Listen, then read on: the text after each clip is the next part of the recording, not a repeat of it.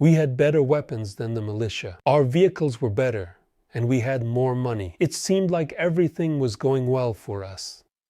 But after a year, the authorities, of course, realized it, all over the country. They realized how very quickly crime was gaining momentum, rapidly. And something happened very quickly. An intense crackdown on the thieves and law and leaders of criminal groups began, you know. Thieves started to perish in the cities. I have also been the target of assassination attempts several times. They even blew up my car, hired killers, and placed orders on me.